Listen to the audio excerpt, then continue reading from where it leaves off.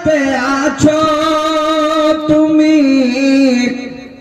টাকা পয়সা নিয়ে কবর পারে করবে দাফন খালি হাতে দিয়ে যাইবে তুমি খালি হাতে যাইবে তুমি খালি হাতে থাকবে পড়ে সবই থেমে যাবে জীবন তোমার বন্ধ হবে আঁখি ওরে মন থেমে যাবে জীবন তোমার বন্ধ হবে আঁখি। নবীজি বললেন মানুষ মারা যাওয়ার পরে তিনটে আমল যেন জারি থাকে, বাদ বাকি দুনিয়ার যত আমল সব বন্ধ হয়ে যায়। তিনটে আমলের মধ্যে নাম্বার 1 নবীজি বলছেন যারা নিজের জীবন বেঁচে থাকতে নিজ হাতে যারা দান করলো সাদকা করলো, রাস্তায় কোনো একটা গাছ লাগিয়ে দিল, রাস্তার ধারে কোনো একটা কুয়া তৈরি করে দিল, এই রকমের কবরস্থানের জন্য 2 বড়া ইট দিয়ে দিল, 10,000 টাকা দিয়ে দিল, কবরস্থান ঘেরার জন্য মাদ্রাসায় হাত বাড়িয়ে দিল, আল্লাহর ঘর মসজিদের জন্য হাত বাড়িয়ে দিল। নবী বলছেন উম্মত তুমি মরে যাবে রে, কবরে চলে যাবে, এই জারিয়া তোমার কিয়ামতের পূর্ব পর্যন্ত বন্ধ হবে না। 1 নাম্বার। এবার নাম্বার 2 হলো আও ইলমিন ইনতাফাহু বিহি আও ওয়ালাদিন সালিহিন ইয়াদউ লাহু, এমন ইলম অর্জন করেছেন যে ইলম অর্জন করে আপনি যেন আরো কারো শিক্ষা দিলেন, আপনার শাগির্দ বানালেন, এবার আপনার শাগির্দ আবার যেন তার শাগির্দকে শিক্ষা দিল, এইভাবে করতে করতে পরম্পরায় তা চলে আসছে। নবীজি বলছেন ওই ইলম যেন কিয়ামতের পূর্ব পর্যন্ত তুমি কবরে গিয়ে পাবে। 2 নাম্বার। 3 নাম্বার হলো আওয়ালাদিন সালিহিন ইয়াদউ লাহু, হে পিতা শুনেন ভালো করে আমার মাজমুনের সঙ্গে, তা হলো মুনাসিবা কু আনফুসাকুম ওয়া আহলিকুম নারা। আল্লাহ যে বলছেন বান্দা তোমরা বাঁচো, তোমার আহাল পরিবারকে জাহান্নামের আগুন থেকে বাঁচাও, এই কথাটা মাথায় রাখেন।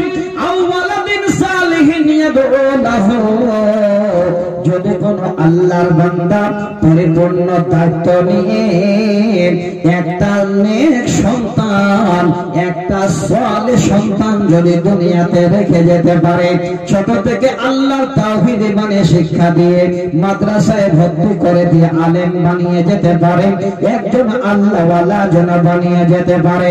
হ্যাঁ বাবা, আপনার জন্য ভাগ্য, আপনি পুরো ভাগ্যবান, আপনি কবরে চলে যাবেন, আপনার নেককার সন্তান আপনার জন্য যদি দোয়া করে রব্বির হামহুমা কামা রব্বায়ানি সগীরা, আপনি ওই সন্তানের দোয়া কবরে পাবেন কিয়ামতের পূর্ব পর্যন্ত, কোনদিন আপনার এই আমল বন্ধ হবে না। ভাইজান শুরু হলো সবেমাত্র আপনাদের সামনে আমার বক্তব্য, তবে মনে হয় কি যেন বলতে চাচ্ছেন ভাই, একটু করে তখন থেকে বুঝতে পারছি। হ্যাঁ তাই তো, আমি তো মাথায় রেখেছি, আমার মাথায় আছে, আমি জানি টাইম আমাকে যা দিয়েছেন ওই টাইমটা আমার লক্ষ্য আছে। বন্ধু একটা কথা আপনাদের আর বলছি, কবর তো ওই কবরে যখন আপনাকে নিয়ে যাবে, আপনি যখন কবরে শুয়ে যাবে, আপনার পাশের কবরটা যদি আপনার স্ত্রীর দেয়, ওই স্ত্রীর সঙ্গে জিন্দেগিতে কোনোদিন আর সাক্ষাৎ হবে না, কথা হবে না। হবে? কি বলবো, আমি জালসাগুলোতে বেশিরভাগ কবিতা আবৃত্তি গাই। নজম পড়ি মাঝে মধ্যে মানুষকে বুঝাবার জন্য। আজকে সময় খুব সংকীর্ণ শর্ট, তার জন্য তো আর বলতে চাচ্ছি না, আপনাদের ভালো করে বুঝিয়ে বলতে চাচ্ছি। দিনী বন্ধু, একটা কালে হাদিস আপনাদের শুনিয়ে তারপরে আমি দ্বিতীয় কোরআনের আয়াত আপনাদের বলবো। আমার টাইম যেই পর্যন্ত ইনশাআল্লাহ, তাতে আমি ঠিক কমিটির মনের আশাকে পূরণ করে দেব, আল্লাহ যদি আমাকে বলার তৌফিক দেন। তো এবার আসেন 3 নাম্বার আরেকটা হাদিস শোনাচ্ছি, ভালো করে নেবেন। 1359 নম্বর হাদিস। এই হাদিসটাতে আবার খুব মনোযোগ সহকারে বাবাদের আল্লাহ সতর্ক করে দিলেন, আপনি দান দেবেন না, কবরকে স্মরণ করবেন না, সন্তানকে ভালো বানাবেন না, দেখেন যা কিছু না করবেন সব আপনাকে আল্লাহ ধরবে। কি করে? নবীজি বলছেন, মা মিন মাউলুদিন ইল্লা ইউলাদু আলাল ফিতরাত। ওরে বাবা, ভালো করে শোনেন, হে দিনী বন্ধু, সবাই কান খুলে ভালো করে শুনে নিন। আল্লাহর নবী বলেন, যখন কোন বাচ্চা জন্ম নেয়, সমস্ত বাচ্চা ইসলামের ফিতরাতের উপরে জন্মগ্রহণ করে।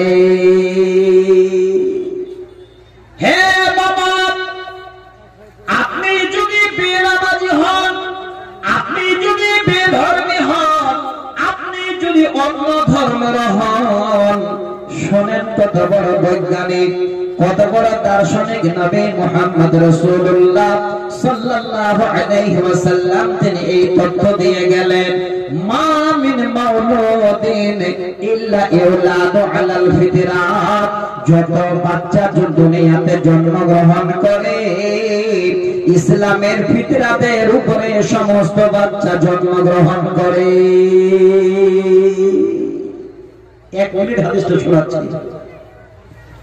মোবাইলের স্ক্রিনে দেখবেন, মোবাইল তো সকলের কাছে, মোবাইল তো এসে দুনিয়াটা শেষ করে দিল।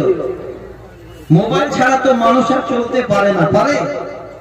যাদের খাবার নাই, ও যদি একবার না খায় তাও ভালো, কিন্তু মোবাইলটাকে খাওয়াতে হবে, বলুন ঠিক কিনা?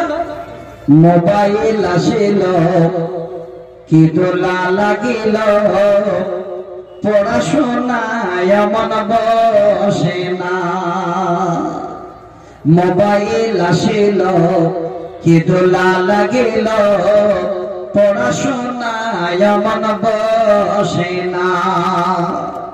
পেটে ভাত নাহি যার, ভরণ পোশাক নাহি থাক, পেটে ভাত নাহি যার, ভরণ পোশাক নাহি থাক, মোবাইল ছাড়া দিন চলে না।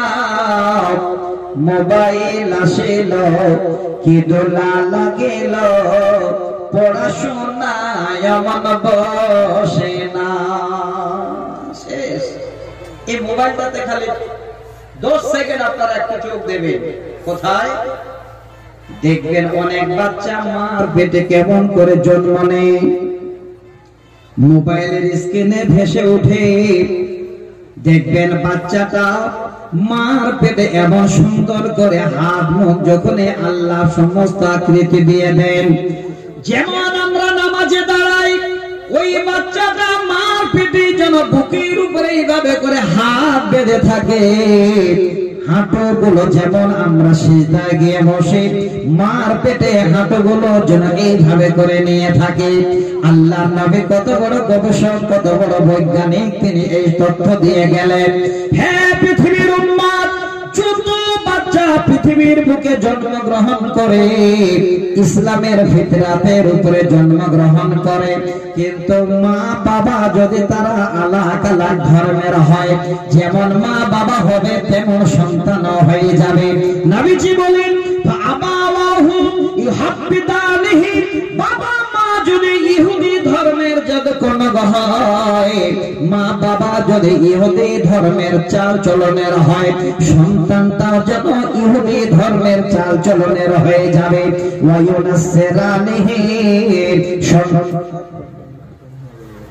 10:30 বাজে বলে না, 10:30 তো আধা ঘন্টা কালেকশন করে নেবে, ঠিক আছে? তো ভাই, আজকে আপনারা সবাই বসে আছেন, সবাই জানেন যে আমাদের মরতে হবে। এই সন্তানকে নিয়ে যেন আমরা আল্লাহর জান্নাত যেতে পারি, তার জন্য সবাই মিলে ভাববো। আমি এটাই যেতে যাচ্ছিলাম যে কবর কাউকে ছেড়ে দেবে না, আপনাকেও নেবে, বিবিকেও নেবে, সন্তানকেও নেবে, আপনার মা বাবা যা আছে সবাইকে নেবে, কাউকে ছেড়ে দেবে না। কবরে যাওয়ার আগে সবাই মিলে একটু ভালোভাবে কিছু করে যায়। কি করে যাবেন এই কথাটা আমি চলে আসলাম 1 মিনিটের মধ্যে। সূরা বাকারার 274 নম্বর আয়াতে আল্লাহ কি বলছেন? আল্লাযীনা ইউনফিকুনা আমওয়ালাহুম বিল-লাইলি ওয়ান-নাহারি সিররান ওয়া আলানিয়াতান ফালাহুম আজরুহুম ইনদা রাব্বিহিম ওয়া লা খাউফুন আলাইহিম ওয়া লা হুম ইয়াহজানুন। আপনি মরে যাবেন, কবরে যাবেন, আপনার কোনো ভয় হবে না কিয়ামতের দিনে। যদি আপনারা আল্লাহর কোরআনের আয়াতটা মানেন, আল্লাহ বলছেন যে বান্দা বান্দেরা দিনে এবং রাতে, রাত দিন বুঝেন তো, বুঝেন না?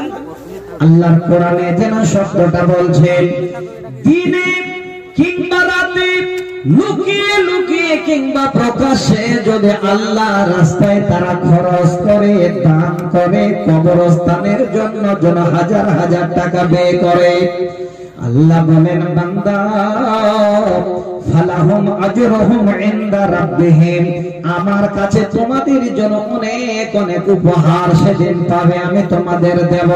ওয়ালা খাউফুন আলাইহিম, বান্দারে কোন তোমাদের ভয় থাকবে না। ওয়ালা হুম ইয়াহজানুন, আর তোমাদের কোন রকমের চিন্তাও থাকবে না, গমগিন হবে না।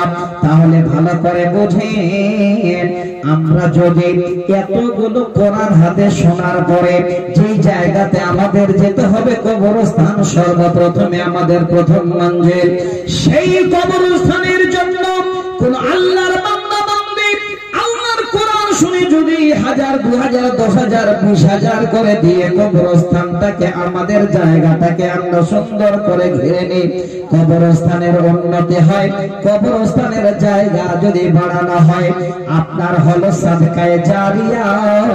কিয়ামতের দিনে আপনার কোনো ভয় ডর কিছুই থাকবে না। ভাইজান, সবাইকে আমি অনুরোধ করছি, अस्सलामुअलैकुम वरहमतुल्लाहि वबरकातुह। मुफ्ती सोहराब साहब बस 10 मिनट में आने वाले हैं। आप सबों को बखूबी मालूम होगा कि हमारे इस जलसे में मुफ्ती सोहराब साहब भी शामिल हैं। बस कुछ ही मिनट में आ रहे हैं।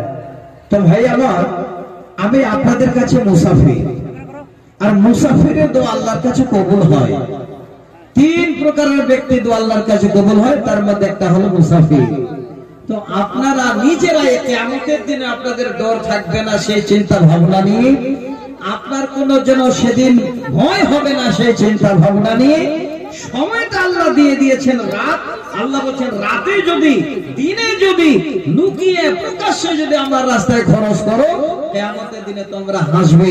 যারা কিয়ামতের দিনে হাসতে হাসতে আল্লাহর জান্নাত যেতে চান, আল্লাহর আরশের ছায়ায় জায়গা নিতে চান, আমি আপনাদের বলবো এই কবরস্থানের জন্য আমার হাতে 5 জন আল্লাহর বান্দা 10টা করে 1000 টাকা নিয়ে দাঁড় হবেন, 5000 করে নিয়ে দাঁড় হবেন, যে মাওলানা ওই কবরস্থানের জায়গার জন্য, কবরস্থানের জন্য আজকে যে জায়গাটা আমার হবে কিয়ামতের পূর্ব পর্যন্ত বিশাল লং টার্ম একটা জায়গা, ওই কবরস্থানের জন্য আমি 10টা 1000 টাকা দিলাম, একটু চট করে উঠলে আমি বড় খুশি হতাম। আপনার অট্টালিকা, আপনার 2 মঞ্জিলা 3 মঞ্জিলা, বেশি দিনের নয়, সবে মাত্র 50-60 বছরের জন্য, কিন্তু কবর দীর্ঘদিনের জন্য, যতক্ষণ পর্যন্ত কিয়ামত হবে না, ওই জায়গাটার জন্য আপনারা একটু ভেবে আমার হাতে 10টা করে 1000 টাকা নিয়ে 10 জনকে দাঁড় হতে পারবেন, 5000 করে নিয়ে 5 জনকে দাঁড় হতে পারবেন, 1000, 2000 করে নিয়ে 20, 30, 25 জনকে দিতে পারবেন। আমার দিনী বন্ধু, একটু আপনার হাত বাড়ান তো খুব তাড়াতাড়ি করে। আমি দেখতে চাচ্ছি যে আপনাদের ঈমান এতক্ষণ পর্যন্ত কোরআন শোনার পরে পাকাপোক্ত হলো কিনা। আপনার ঈমানের জন্য স্পিরিট বাড়লো কিনা, পরকালকে বলে আপনার চিন্তা হলো কিনা। আল্লাহর ওয়াস্তে যারা আছে আমার হাতে 10,000 5,000 2,000 1,000 করে যারা দেবেন, একটু কোন বাপ ভাই আমার হাত দেখান তো বাপ, তাড়াতাড়ি করেন। যেই আগে হাত দেখাবেন, যেই আগে দাঁড়াবেন, আপনি হবেন ভাগ্যবান। সকলের মাধ্যমে আপনি নেকি পাবেন। আল্লাহ রাসূল বলেন কারো নেকি কেটে তোলে আল্লাহ কাউকে দেবেন না। কিয়ামতের দিনে আপনি হয়তো সামনের কাতারে দাঁড়িয়ে সেদিন হাত দেখিয়ে বলবেন আল্লাহ ওই কবরস্থানে জন্য আমি প্রথম দাঁড়িয়েছিলাম। এই রকমের একজন আল্লাহর বান্দা দাঁড়াবেন, বেশি নয় 5,000 টাকা নিয়ে কিংবা 10,000 টাকা নিয়ে।